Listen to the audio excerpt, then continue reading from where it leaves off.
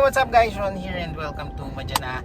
And for today's video, pag-uusapan natin kung ano nga ba yung mga pinalitan namin dito kay Maxine or dito sa Suzuki APV 2011 namin.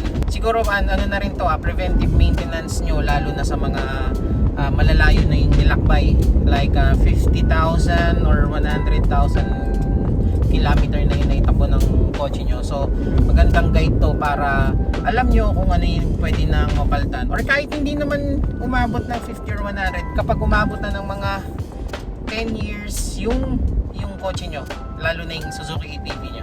So disclaimer lang guys, hindi ako mekaniko, hindi rin ako sobrang pro dito sa Suzuki or sa kahit anong kotse man, ano. Ito yung mga pinalitan ko dito sa kotse, yung mga nasira, at saka yung experience ko din. Konting background lang guys, nabili to si Maxine or itong Suzuki ATV SGX 2011 way back 2020 at or 2021, mga ganun. So binili tong kotse na to ng tita namin para merong magamit kapag umuwi sila or kapag merong something na emergency o kaya may pupuntahan. So nung nabili yon, nagplano kaming bumiyahe papunta ng Bicol, and yun yung first time kong bumiyahe ng napakalayo. Inabot kami ng mga 9 hours. Parang kakakuha ko lang ng lisensya noon, hindi pa ako masyadong experience. Parang 2 months pa lang, bigla na akong sumabak sa ganung biyahe. Abnormal lang. So syempre ako baguhan at kakatapos lang mag-exam sa LTO para makakuha ng driver's license. So syempre sabi nila palaging i-check yung sasakyan, kaya naisipan namin ipa-check or ipa-PMS yung kotse. So ayun, nung pina-PMS namin, ng unang pinapalitan is yung tatlong belts. And ipa-flash ko na lang siya sa screen kung ano yung tatlong belts na yun. So nung pinakita sa akin yung belt ng mekaniko, sabi niya kailangan na daw yun palitan. And nung nakita ko, sabi ko parang hindi naman siya kapalit-palit kasi maganda pa. Yun pala, malalaman mo yung sira ng belt ng sasakyan kapag pinisil mo na siya. Yun. Nung nakita ko pinisil na ng mekaniko, nakita ko yung mga cracks. Ayun, lumabas yung cracks, sobrang daming cracks. Kaya pala, nung pagkakuha namin ng kotse, nag-iingay siya, parang kapag pag drive yung kotse. So yun, pinapalitan namin yun. Yun ang unang-una, yung tatlong belts. So pangalawa sa pinalitan namin dito is yung brake naman, kasi nung tinignan ng mekaniko ulit, ayun, manipis na yung brake niya. And kung sa ganong kalayong travel daw, mas magandang palitan na yung brake pad. Yung brake pad lang naman sa unahan, pero yung brake shoe hindi pa naman. Kasi hanggang ngayon makapal pa rin yung brake shoe na ni Maxine.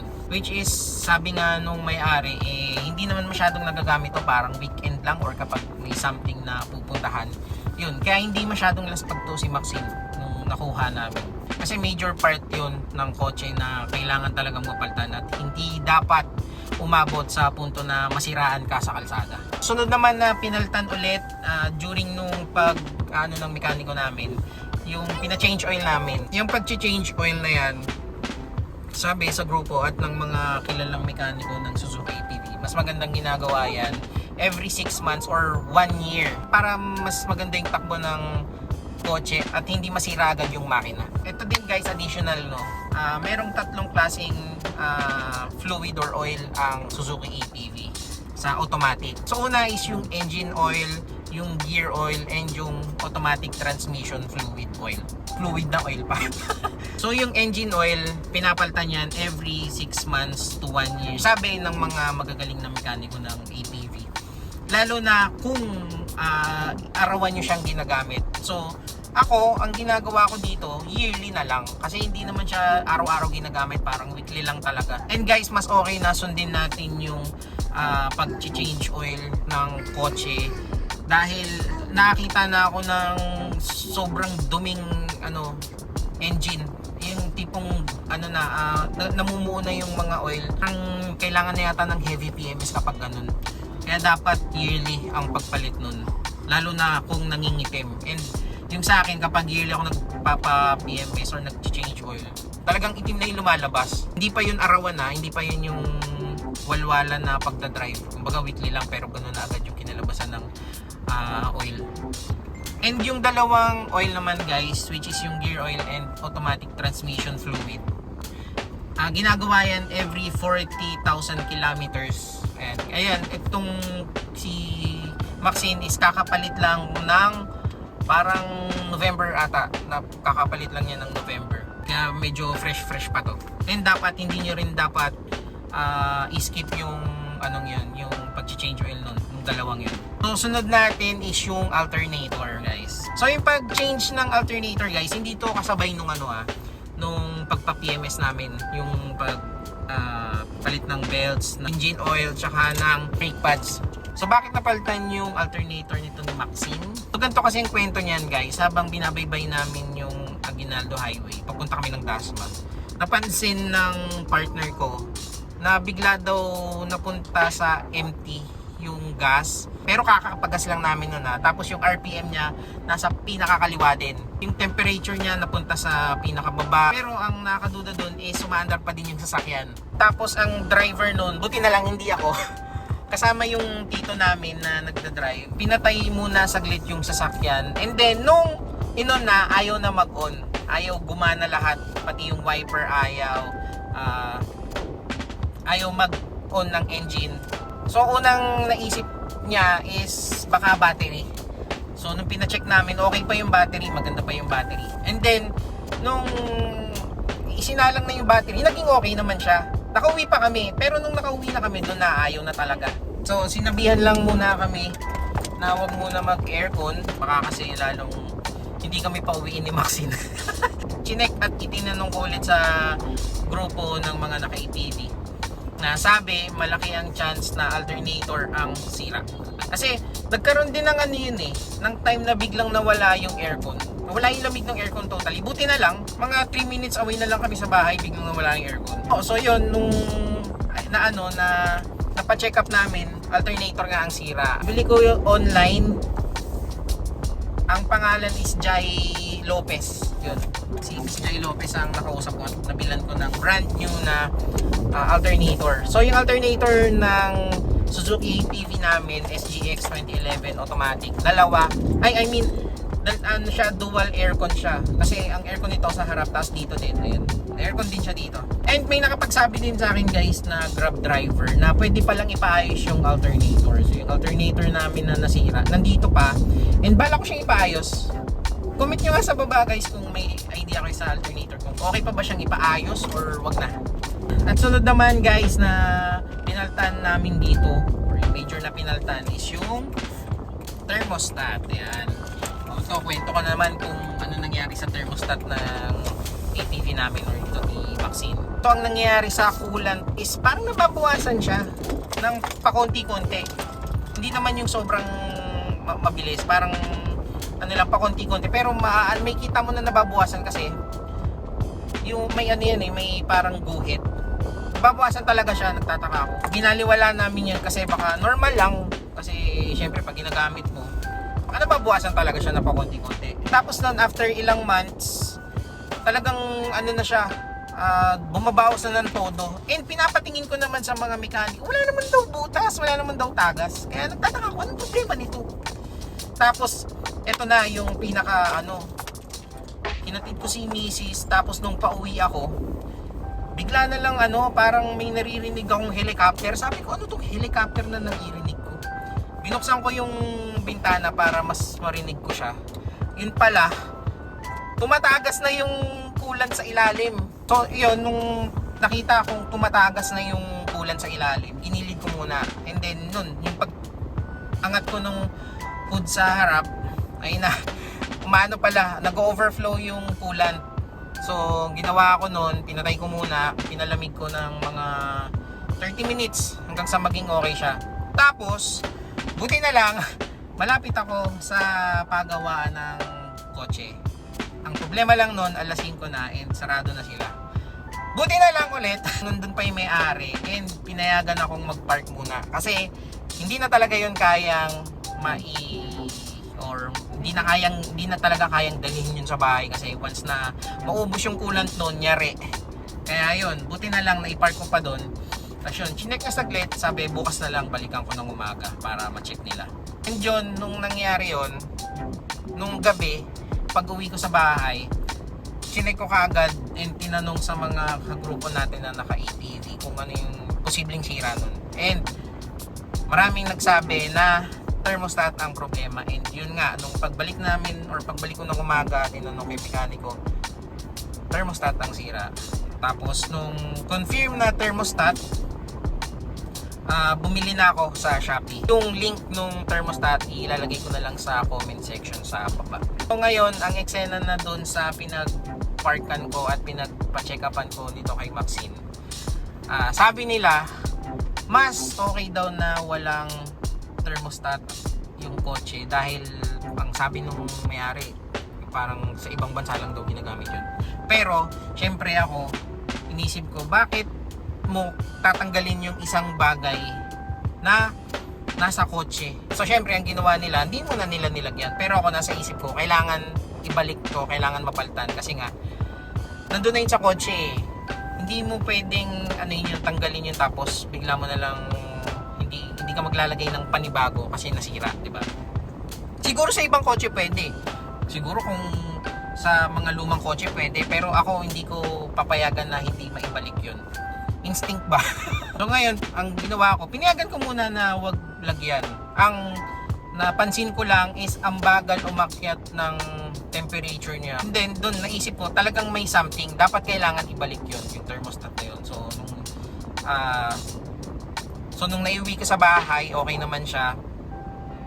Naghintay muna ako na dumating yung thermostat, tapos lumipat na ako ng ibang mekaniko kasi kapag mga ganong mekaniko, medyo old school kasi yung datingan ng may-ari, so hindi ako pwedeng magpakampante ng ganon lang. So naghanap ako ng medyo maayos-ayos na mekaniko, and yun nga, sabi nga niya, wag mong papabayaan na ganon na may tatanggalin sa ano mo, sa kotse mo tapos hindi ibabalik. Nandun yan dahil may purpose yan. Kaya yun, hindi na ako bumalik dun sa luma. Pero maraming salamat pa din dun dahil nakapag-park ako at naayos din nila. Or kahit paano, nagamit pansamantala yung kotse. So yun nga pala, idadagdag ko na rin pala at kailangan nyo din malaman. Paano ba nalaman na sira yung thermostat? Yung thermostat kasi parang may rubber siya. Tapos yung rubber niya, punit na.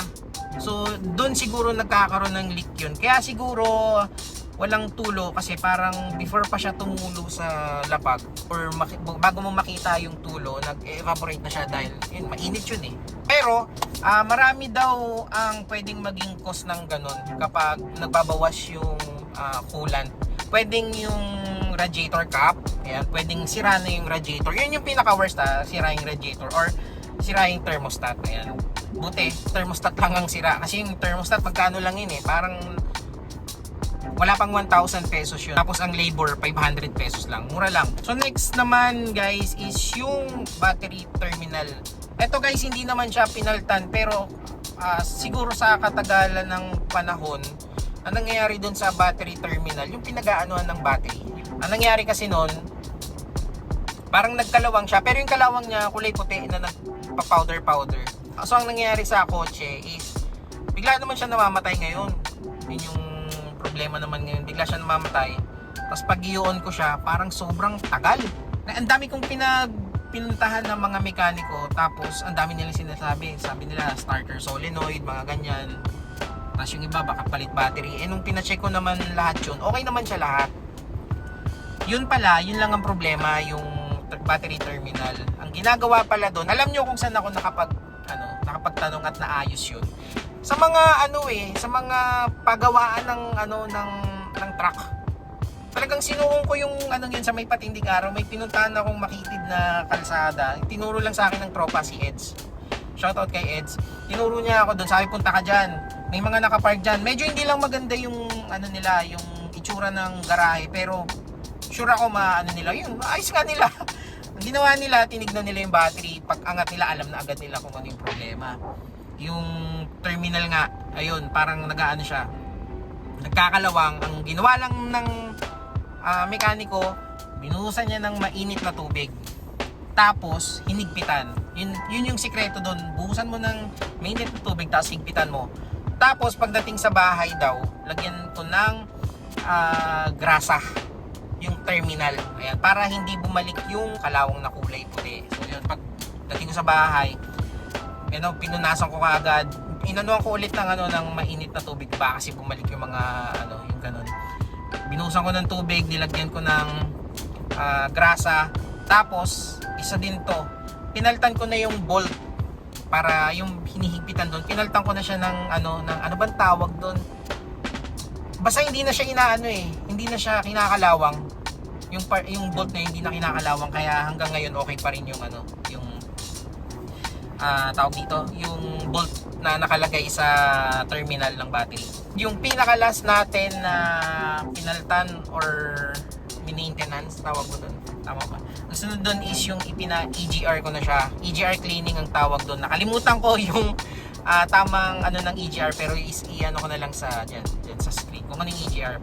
Parang nililinis niya daw yung throttle body and tinitignan kung malaki na or marami ng carbon deposit. So kapag pina-EGR mo yan, i-check nila kung makapal na yung carbon deposit para mas maganda yung takbo at makamenos sa gas consumption. So ayun, si Sir Pepe Tatel ang gumawa niyan, and siya yung isa sa pinaka marunong sa Suzuki ATV. So kontakin niyo siya, lalagay ko siya sa comment section. So yun guys, so far yun pa lang yung mga lumalabas na naging problema ni Maxine. So ngayon guys, kung nagbabala kayong bumili ng second hand na Suzuki ATV or kung anumang kotse, lagi nyo i-check yan, lalo na kung 10 years above na yung nabili nyong kotse. Or kung meron kang lumang sasakyan, baka hindi ka aware or hindi mo lang nararamdaman, pero mas magandang ipacheck mo na siya kaysa ma-experience mo siya sa kalsada na napaka-hassle, sobra. Kaya yan, kaya ang ginagawa ko ngayon, pinapacheck ko na lahat. Yan, kung ano yung pwedeng paltan kahit hindi mo masyadong sira, pinapaltan ko na kasi mas mahirap magkaroon ng aberya sa kalsada. Ayan, yan yung ayokong ma-experience dahil nako, mabilis akong maasar kapag pag may mga ganyang aberya. Optional ko na rin guys, nung ginawa yung mga yon, lalo na yung pag-change oil ng ATF, ng gear oil, pag EGR, yan, may napansin ko talaga na mas naging okay yung takbo ng kotse, mas mas less yung consumption sa gas. Yun, mas gumanda yung takbo ni Maxine nung napaltan yung mga yun. So yun lang guys, sana may natutunan at nag-enjoy kayo sa video na to. And kung meron kayong mga experiences sa Suzuki ATV ninyo na kailangan ding matutunan ng mga, or kailangan malaman ng mga naka Suzuki ATV, i-comment nyo sa baba kung ano mang kailangan paltan after 10 years and up yung kotse. Mas maganda i-comment nyo, share natin kung ano yung mga na-experience natin sa Suzuki ATV. And yun lang guys, maraming salamat sa panonood. Safe driving, madyan na.